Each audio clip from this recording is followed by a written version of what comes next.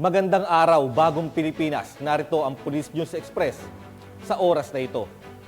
Nag-activate na ng National Disaster Risk Reduction and Management Council ang 11 response cluster kasama na ang Law and Order Response Cluster na pinangunahan ng PNP, kasama ang Law Enforcement Agency dahil sa pagsalanta ng bagyong Enteng sa bansa. Inihayag ni Police Colonel Jean S. Pajardo, Chief Public Information Office, na pinag-utos ni Chief PNP Police General Romel Francisco Marbil ang pag-activate na rin sa Regional Disaster Incident Management Task Group sa iba't ibang regional offices na magiging basihan sa isasagawang humanitarian assistance at disaster response ng PNP.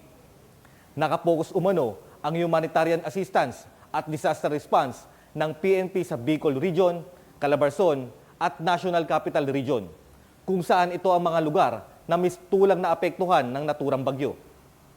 Kaugnay rito, inactivate na rin ang Subcommittee on National Disaster na pinangungunahan naman ng Directorate for Police Community Relations na patuloy na nagmumonitor sa mga affected area, lalo na sa mga binabahang lugar na nangangailangan ng agarang responde ng ating mga otoridad.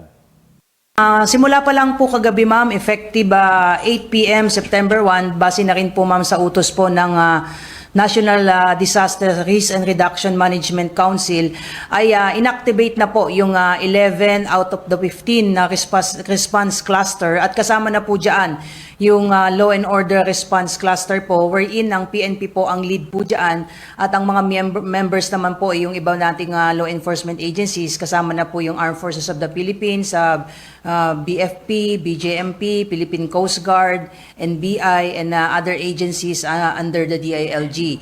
At ang utos na rin po ng ating Chief PNP ay pina-activate na rin po niya sa ating mga respective regional directors, yung ating mga Regional Disaster Incidents Management Task Group to make sure na meron po tayong sinusundan na mga management protocols with respect dito po sa ating mga humanitarian assistance and disaster response. At so far, ang focus po ng ating HADR po ay dyan po sa Region 5, Region 4A, yung Calabarzon po, at syempre po dito po sa National Capital Region kung saan so far ito po yung mga affected po na mga areas po.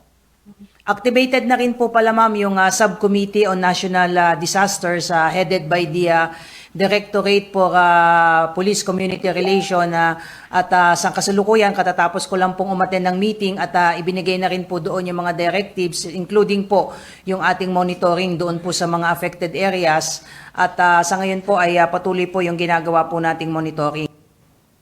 At para sa iba pang napapanahong balitang pampulisya, lagi po tayong tumutok sa Police News Network, alagad ng batas, tagataguyod ng balitang pulis. Ako po si Patrolman Lubimir Julian, nagbabalita para sa Police News Express.